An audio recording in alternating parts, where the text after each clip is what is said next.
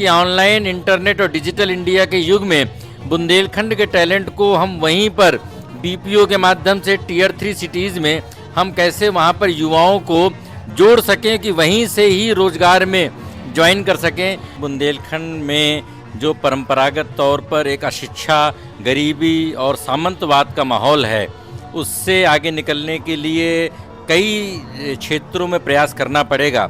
अभी आपराधिक कानून आ रहे हैं, उसके तहत या तेज ट्रायल के तहत हम अंडर ट्रायल को कैसे छुटाएं, वहाँ पर हम कैसे जल्द न्याय दें जिससे कि परिवारों में शांति आए, बजाय इसके कि लोग बाहर जा कर के सिक्योरिटी गार्ड या छोटे मोटे काम करें तो वहाँ पे लड़के लड़कियों को वहीं से काम मिल सके। जिस तरीके से नदियों में अवैध खनन हो रहा है तो उस खनन को रोक करके हम पर्यावरण को कैसे दुरुस्त करें। तो हमारे साथ इस वक्त मौजूद हैं विराग गुप्ता जी, जो कि सुप्रीम कोर्ट के वकील हैं और साइबर क्राइम के विशेषज्ञ भी हैं।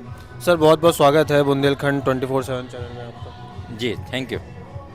तो सर, आज का ये कार्यक्रम बुंदेली उत्सव में आप शामिल हुए, क्या आपने बात यहाँ पे विशेष रूप से रखी? सबसे पहले देखिए, मेरा मानना ये है कि बुंदेलखंड में जो परंपरागत तौर पर एक अशिक्षा, गरीबी और सामंतवाद का माहौल है, उससे आगे निकलने के लिए कई क्षेत्रों में प्रयास करना पड़ेगा। लेकिन मैंने आज 3 बातों पर विशेष तौर पर जोर डाला। पहला ये कि वहाँ पर जो अपराधों की स्थिति है, न्यायिक विलंब है, बेगुनाह लोग जेलों में बंद हैं, तो जो नए अभी आपराधिक कानून आ रहे हैं उसके तहत या तेज ट्रायल के तहत हम अंडर ट्रायल को कैसे छुटाएं, वहाँ पर हम कैसे जल्द न्याय दें जिससे कि परिवारों में शांति आए और मुकदमेबाजी में कमी आए। ये एक बिंदु है। दूसरा ये कि वहाँ पर जिस तरीके से नदियों में अवैध खनन हो रहा है तो उस खनन को रोक करके हम पर्यावरण को कैसे दुरुस्त करें और क्लाइमेट चेंज के क्षेत्र में अपना योगदान कर सकें। और तीसरी जो बड़ी बात है कि ऑनलाइन इंटरनेट और डिजिटल इंडिया के युग में बुंदेलखंड के टैलेंट को हम वहीं पर बीपीओ के माध्यम से टीयर 3 सिटीज़ में हम कैसे वहाँ पर युवाओं को जोड़ सकें कि वहीं से ही रोजगार में ज्वाइन कर सकें, बजाय इसके कि लोग बाहर जा कर के सिक्योरिटी गार्ड या छोटे मोटे काम करें तो वहाँ पे लड़के लड़कियों को वहीं से काम मिल सके। इन तीनों विषयों पर एक संगठित तरीके से, संस्थागत तरीके से प्रयास करने की ज़रूरत है जिससे कि बुंदेलखंड में एक नई खुशहाली का दौर शुरू हो सके। बिल्कुल।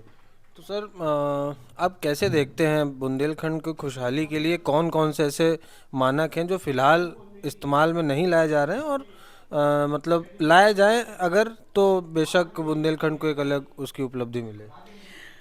देखिए, बुंदेलखंड आज़ादी की लड़ाई में उसका बहुत बड़ा योगदान था।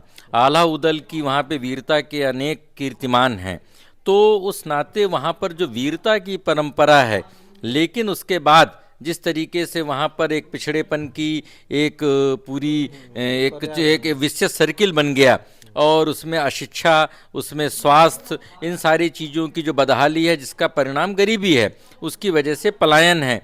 इन चीज़ों से निपटने के लिए सरकार अपने जो प्रयास कर रही है, रोज़गार सृजन जो हो रहे हैं, उसके अलावा एक जो बुंदेलखंड से निकले हुए लोग हैं जो बाहर रह रहे हैं, वो अपने तरीके से एक योगदान करें जिससे कि वहाँ पर सशक्तिकरण हो, समाज का सशक्तिकरण हो, युवाओं का सशक्तिकरण हो।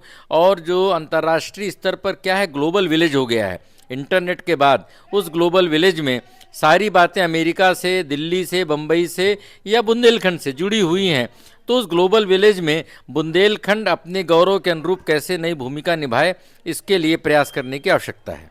बिल्कुल। तो सर, एक आखिरी प्रश्न करना चाहूँगा कि आप पृथक बुंदेलखंड राज्य की जो मांग लंबे समय से चल रही है, इस मांग को आप कैसे देखते हैं? कितनी मतलब ये ज़रूरी मांग है या फिर कैसा आप इसको किस तरीके से नजरिए देखते हैं? देखिए, बुंदेलखंड राज्य बनना या नहीं बनना ये एक राजनीति की बात है और सरकारों के निर्णय लेने की बात है।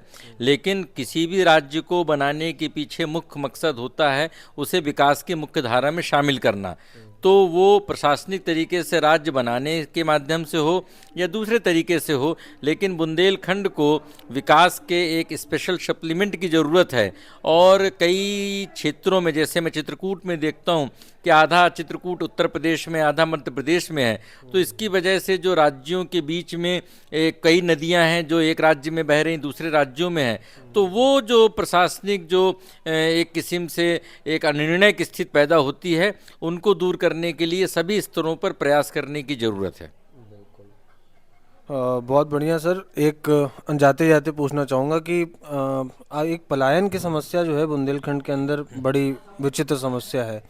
आप क्या मानते हैं कि कब और कैसे ये पलायन की जो खासकर युवाओं के बात हम करें, खासकर किसानों की अगर हम बात करें, जो मजदूर वर्ग है उसकी बात करें, तो वो उसको कैसे हम अपने ही क्षेत्र में रोकने का प्रयास कर सकते हैं? देखिए, बुंदेलखंड में जो मोटे तौर पर कृषि और लघु उद्योग, इन दोनों चीज़ों के सशक्तिकरण से ही पलायन रुकेगा। और कृषि चूँकि लाभकारी नहीं है, कृषि में वहाँ पर जिस तरीके से सूखे की या सिंचाई की व्यवस्था की दिक्कत होती है, और लघु उद्योगों में जिस तरीके से एक नई सोच की आवश्यकता है, तो वो बातें जब तक नहीं होंगी तब तक पलायन की समस्या बनी रहेगी। और पलायन रोकने के लिए वहाँ पर अर्थव्यवस्था पर स्थानीय स्तर पर ही एक पहल करनी होगी, और उसके बाद ही वहाँ पर पलायन को रोका जा सकेगा। इसी प्रकार से जो वहाँ के, क्योंकि हम देखते हैं कि बुंदेलखंड एक रिच जो है अपनी कला संस्कृति की विरासत रखता है, तो जो कलाकार हैं, लोकल कलाकार हैं, जो भी आर्टिस्ट हैं, उनको जो है अपना एक अलग मुकाम दिलाने के लिए किस तरीके के प्रयास हो सकते हैं या होने चाहिए, या जब भी चल रहे हैं, जो उनसे आप कितना? देखिए, जब हमारी सांस्कृतिक जो हमारी परंपराएं हैं, और जिस तरीके से धर्म और संस्कृति के क्षेत्र में पूरे भारत में एक नवजागरण हो रहा है, उस नवजागरण की महान यात्रा में बुंदेलखंड की संस्कृति भी एक बड़े तरीके से आगे बढ़े। इसके लिए मैं निवेदन करता हूं सारे वहाँ के जो जनप्रतिनिधि हैं कि लखनऊ में, दिल्ली में 26 जनवरी जैसे कार्यक्रमों में जो गणतंत्र दिवस की झांकियां होती हैं, उन जगहों पर बुंदेलखंड की कला और संस्कृति का एक अच्छे तरीके से प्रदर्शन हो, जिससे कि बुंदेलखंड एक गरीबी और अपराध और डकैती की बजाय संस्कृति के क्षेत्र में उनका एक उल्लेखनीय जो परंपरा है, उस परंपरा को लोग समझ सकें।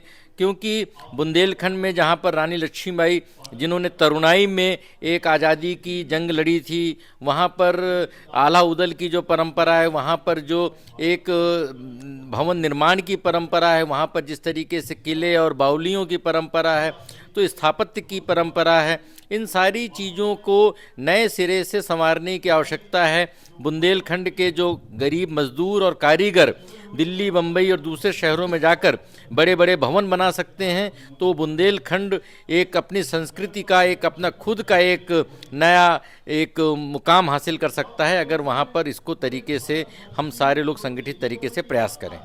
चलिए सर, बहुत बहुत धन्यवाद हमसे बातचीत के लिए। बहुत शुक्रिया सर आपका। खबरों की दुनिया से लेकर संघर्षों की कहानी तक, क्षेत्रीय खबर और संस्कृति के संग बुंदेली माटी से बना एक अंग। बुंदेलखंड 24/7, स्वतंत्र बुंदेलखंड, सफल बुंदेलखंड।